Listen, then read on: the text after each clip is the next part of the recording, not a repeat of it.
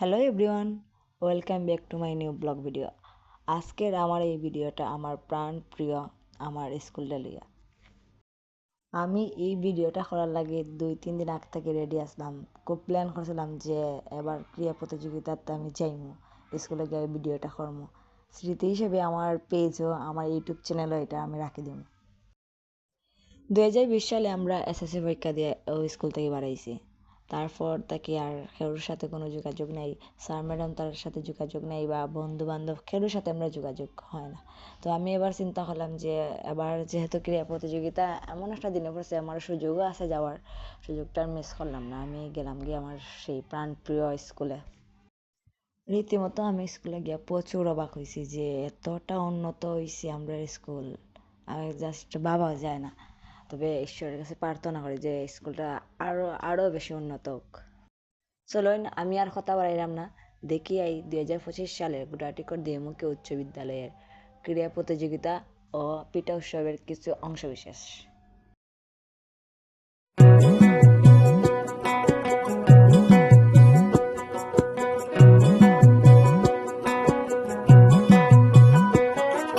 দেখা দেও না, কাছে নেও না, আর কত থাকি দূরে। দেখা দেও না, কাছে নেও না, আর কত থাকি দূরে। কেমনে চিনিব তোমারে মুর্শিদ ধন হে, কেমনে চিনিব তোমারে, কেমনে চিনিব তোমারে মুর্শিদ ধন হে, কেমনে চিনিব তোমারে।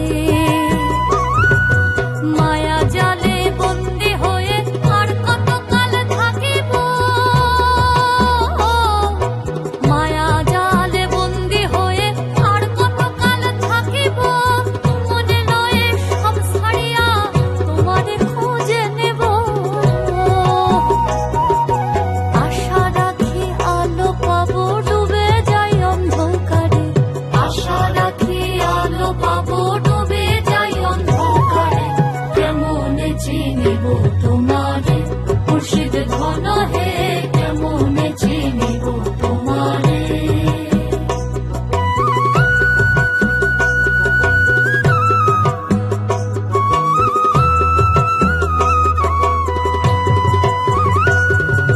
তন্ত্র মন্ত্র করে দেখি তার ভিতরে তুমি নাই। তন্ত্র মন্ত্র করে দেখি তার ভিতরে তুমি নাই। শাস্ত্র গ্রন্থ পড়ি যত আরো দূরে সরে যায়। কোন সাগরে খেলতে ছোলাই ভাবতেছি তাই অন্তরে। কোন সাগরে খেলতে ছোলাই ভাবতেছি তাই অন্তরে। কেমনে চিনিব তোমারে মুর্শিদ ধন হে, কেমনে চিনিব তোমারে, কেমনে চিনিব তোমারে মুর্শিদ ধন হে, কেমনে চিনিব তোমারে।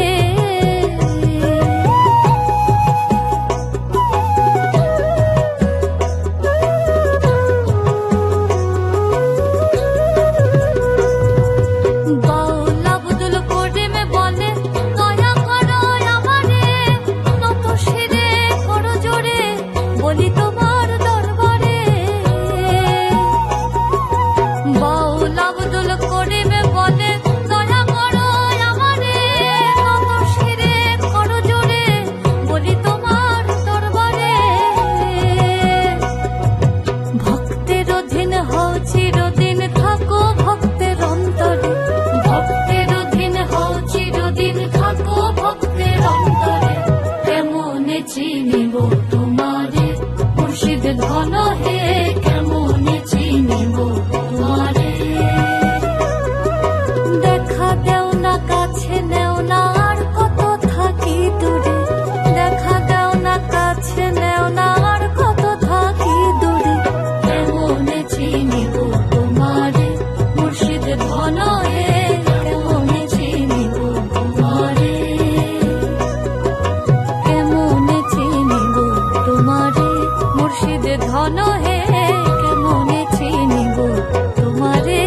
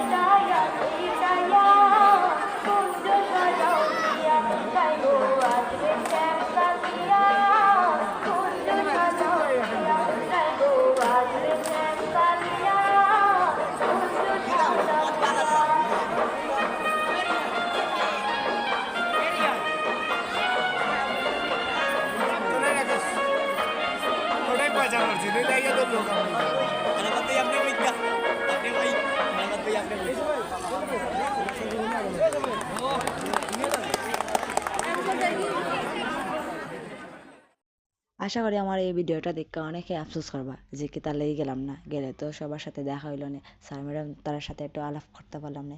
তারা কইলাম যে তোমরা এই বছর গেছো না, আগামীতে যাইও, দেখবা অনেক অনেক ভালো লাগবো। স্যার ম্যাডাম তারা যে আমি যে গেছি মানে 5 বছর পরে, ম্যাডাম তারা যে আমার মানে কিতা কইতাম মানে এতটা ইয়ে করছেন যে এখনো যে মনে রাখতে পারছেন আমার নাম ডাকে এনে আর জিগাইরা এই বালা আসনে এই করছনে কিতা করডা এখন, মানে আমার এত ভালো লাগছে, মানে এটা মানে কিতা কইতাম মানে কোয়ার মতো নাই। আর আমরা গণিত স্যারে আমরারে সবসময় একটা কথা হইতাম মানে রফ স্যারে হইতা, তোমরা স্কুল লাইফের মজাটা তোমরা স্কুল লাইফে বই বুঝতাই না, বুঝবা কলেজে ভার্সিটি ওঠার পর, তখন ভাববা যে স্কুল লাইফটা কতটা মজার আসলো। কারণ স্কুল লাইফে যেভাবে যে কাটানো যায় কলেজ ভার্সিটি লাইফে এটা কোনো সময় সম্ভব হয় না এরকম জীবন কাটানোর। তো স্যারের কথা আমার এখনও মানে যখন আমি একলা থাকি তখনই আমার মনে হয় এই কথাটা যে স্যারের যে কইতা এটা আসলেই সত্যি। আমি ঈশ্বরের কাছে সবসময় প্রার্থনা করি যে স্যার ম্যাডাম তারা যাতে সবসময় সুস্থ থাকেন। আর স্কুল লাইফে অনেক শয়তানি করছে, অনেক ভুল ত্রুটি করছে, এটার লাগে আমি ক্ষমা চাইলাম। আর প্রায় 5 বছর পরে আমি স্কুলে গেছি, মানে এসএসসি পরীক্ষা পরে আর যাওয়া হয়েছে না। স্যার ম্যাডাম তারা যে আমার দেখেও যে চিনতে পারছে না, আমার নাম ধরে যে ডাকছেন, এটা আমি মানে কৃতজ্ঞ স্যার ম্যাডাম তারা যে যে স্যার ম্যাডাম তারা মনের মধ্যে তাহাটাই মানে খুব একটা ভাগ্যের ব্যাপার। সবার নাম তারা তো স্যার ম্যাডাম তারা সবসময় মনে রাখতে পারেন না, যে আমার নামটা যে 5 বছর পরেও যে মনে রাখছেন, এটার লাগে আমি চিরকৃতজ্ঞ স্যার ম্যাডাম তার কাছে।